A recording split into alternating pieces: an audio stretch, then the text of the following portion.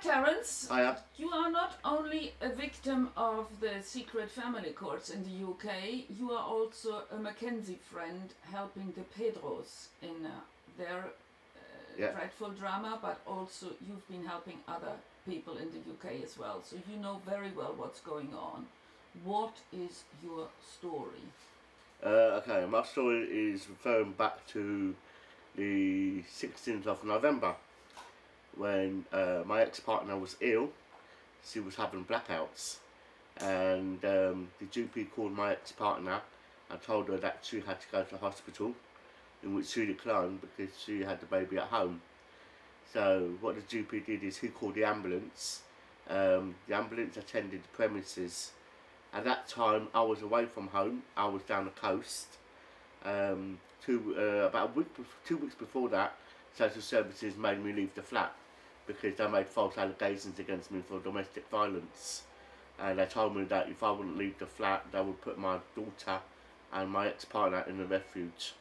And then the social worker said to me, "Oh, is there anywhere you can stay the night?" And I said, "Well, yeah, I can stay with my mum." So he said, "Okay, come on, let's go." So he dropped me off at my mum's place without any clothes.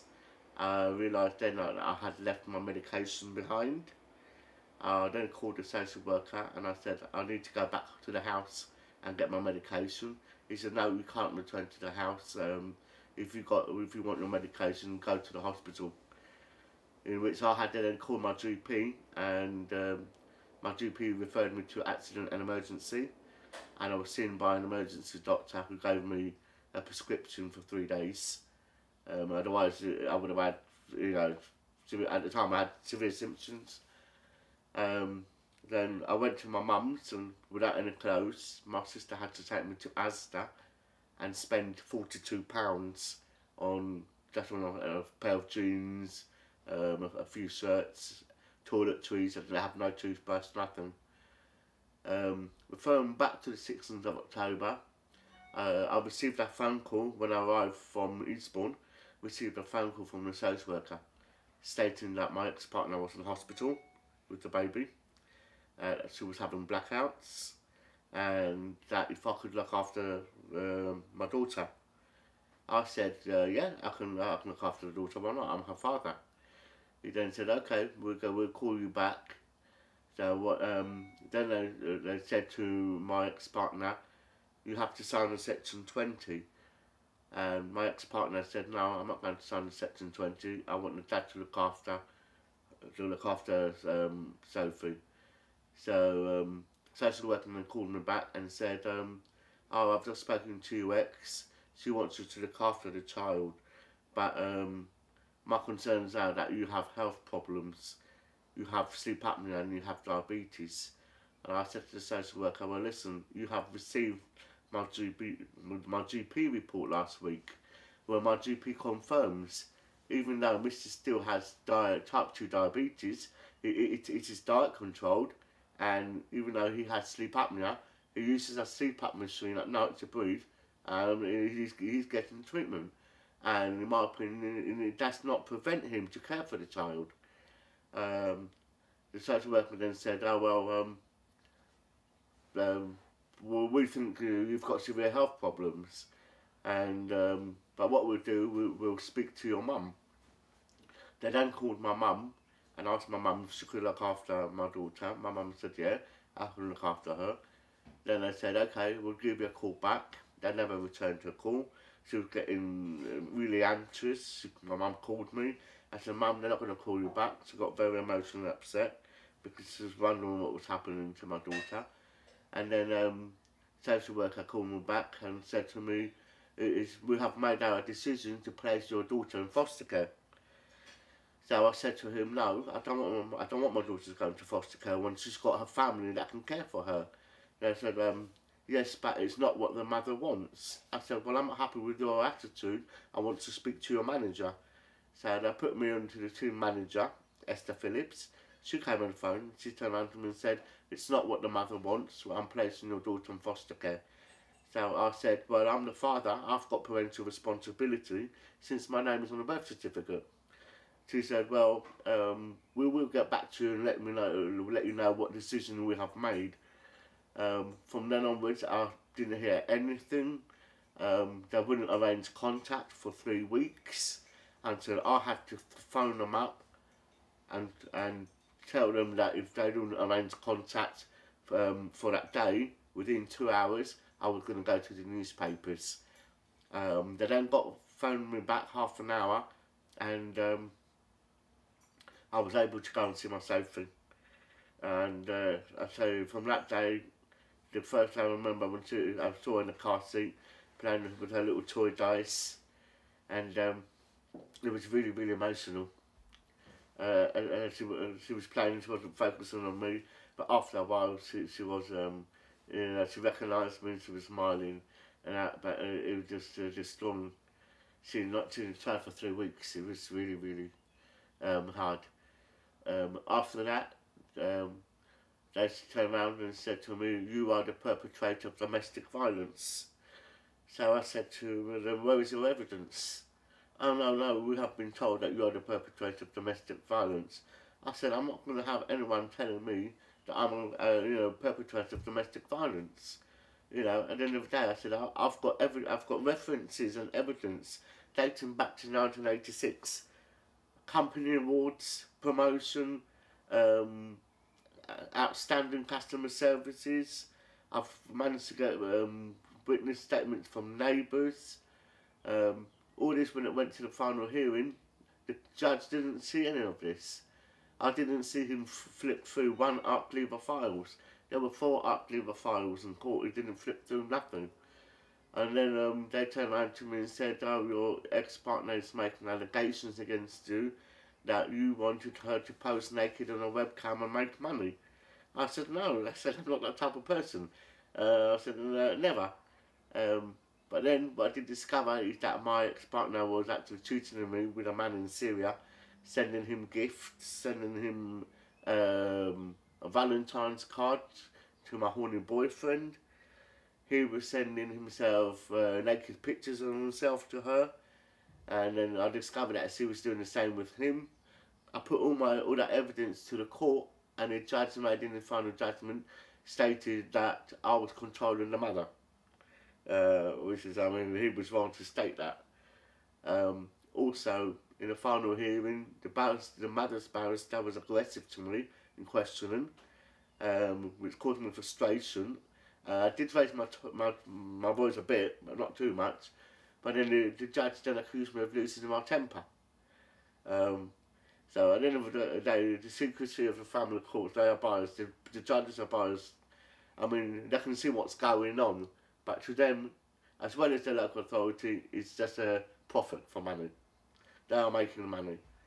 Judges always dismiss final judgments. Why? Because it is profit. They get paid a bonus.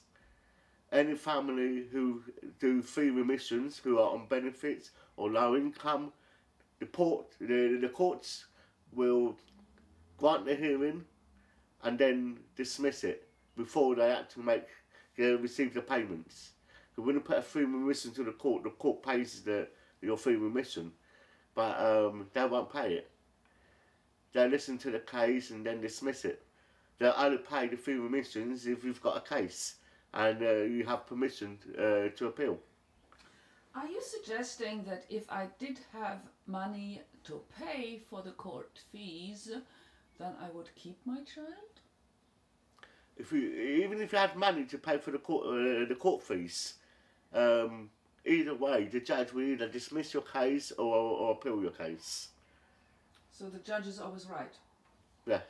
Because he makes or she gets a bonus and wants to get that. Yeah.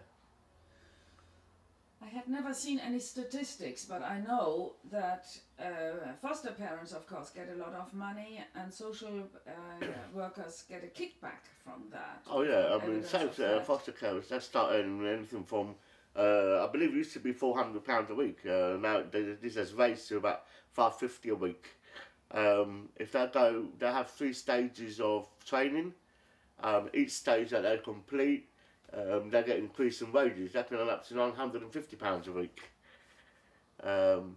Also, one thing I have to say is that now my daughter is facing adoption based on the fact that they've turned around and said that they couldn't find anyone to care for her, which is incorrect.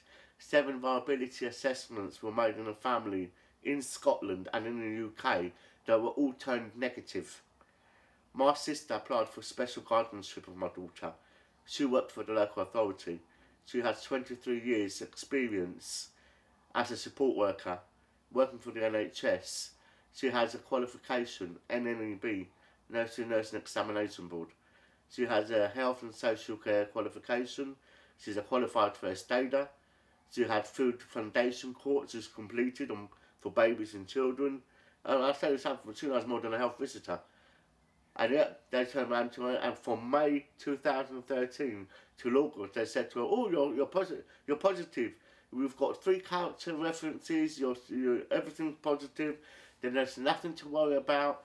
We're going to go to the September hearing panel, and when you come back from Spain in August, we're going to prepare all your notes, and then you're going to go for the hearing panel, and then of course it will go in your favour, and then you can have your niece, and you can look after your niece."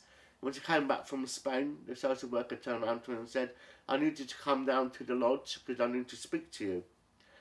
So my sister went down to the lodge, spoke to the social worker, Sharifa.